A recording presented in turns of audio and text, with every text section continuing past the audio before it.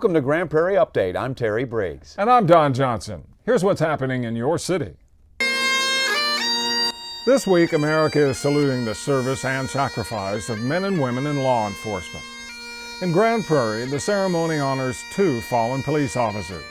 Patrolman Lyndon F. King, who was killed by a drunk driver while working a traffic accident in 1982. And Sergeant Gregory L. Hunter, who was shot to death in 2004 while investigating a suspicious vehicle. The families of those officers were also praised. It is important that loved ones who have lost family members are recognized, adequately supported, and never forgotten.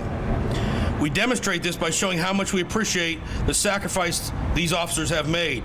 The families are a living memorial.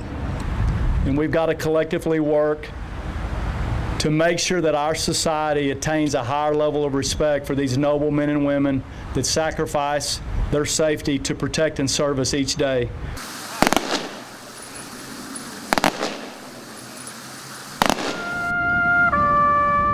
Although fewer officers were killed during crimes last year, the overall total of line-of-duty deaths increased according to the National Law Enforcement Officers Memorial Fund. It reports 124 peace officers died on the job, including 12 in Texas, more than any other state. So help me God. So help me God. Congratulations. The newly elected Grand Prairie City Council is on the job. Mayor Ron Jensen, District 2 Councilman Jim SWAFFORD, and District 4 Councilman Richard FREGOE all retain their seats in the May 7th election. I need to recognize and thank my wife, GISELA, who is here this evening, for her patience and putting up with the several years that I have served on the council, and now she's got 3 more. There's been a lot of things that we've done together. Of course, about the time you get on the short end of one of those 1-8 votes, you'll find out you can't do anything by yourself. So thank you, fellow council members, for your support and for your counsel and your wise input.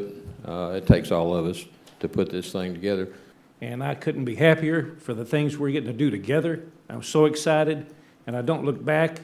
I'm so grateful that the citizens of Grand Prairie have gotten what we're trying to do.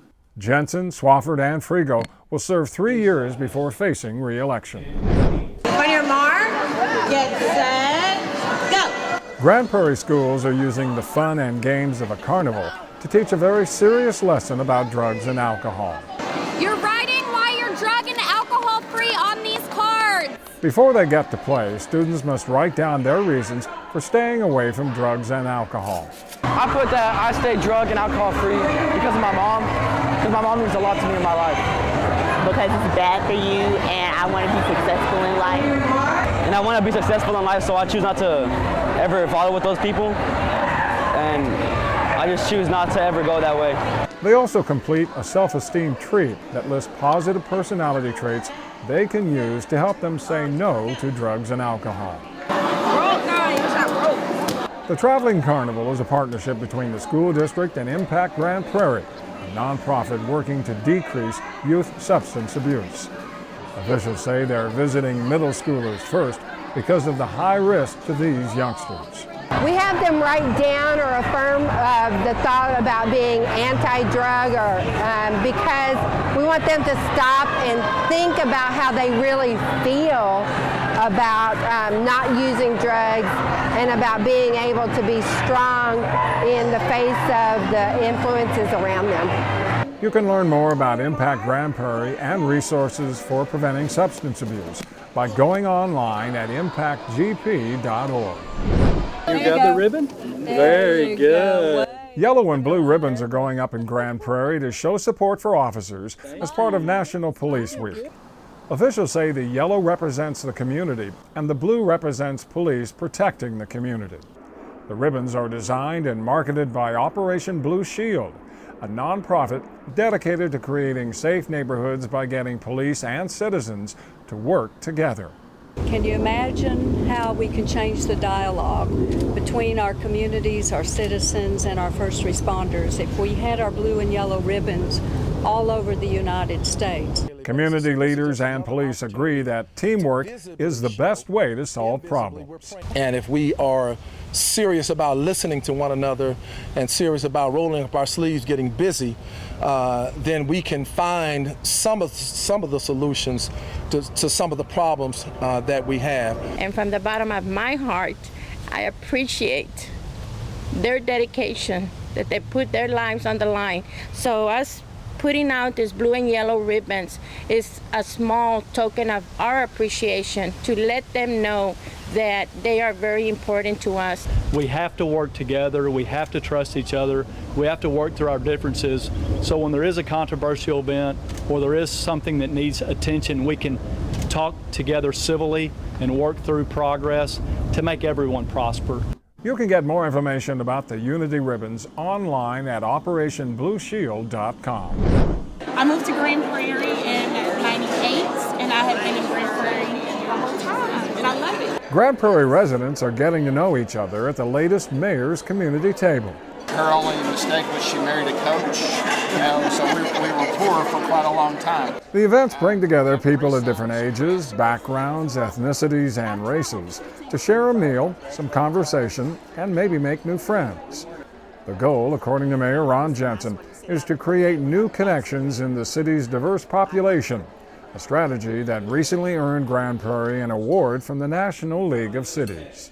Out of this, y'all will make connections, I hope, to where you can build some relationships. And when we have issues, if folks, issues are going to come, when we have issues, you can have somebody of a different ethnicity, a different age, a different race, you can go talk to and say, okay, where's this coming from?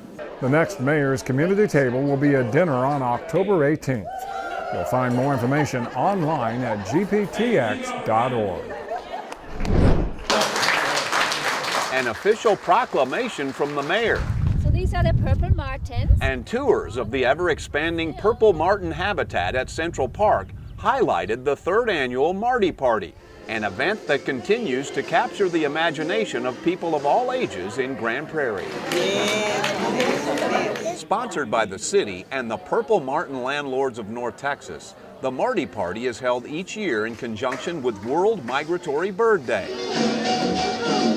Grand Prairie's celebration features a little bit of everything, from arts and crafts and face painting to live entertainment to the #1 reason for the annual get-together, education. Watching the birds right now. The City Council, along with the Police, Fire, Parks, Arts and Recreation, and Animal Services departments, are all part of the effort to help teach people to appreciate and protect the purple martin, the largest swallow species in North America. Purple martins depend on human help to thrive in areas like North Texas in the spring and summer, after their migration to Mexico and South America in the winter. The purple martin habitat at Grand Prairie Central Park continues to enjoy growth and improvements, like its new trails and information station, along with its healthy population of the environmentally and people-friendly birds. This is our 3rd year and it's growing. I was just told we have 3 more houses coming the next season, so it's amazing. I mean, the city here has been done a great job in educating all the students. Whoever comes by here, we have a new sign up and they can read it and see exactly what's it all about purple martins. If you'd like more information, you can log on to purplemartinlandlordsofnorthtexas.com. That's it for this edition of Grand Prairie Update. Hope you'll join us next time.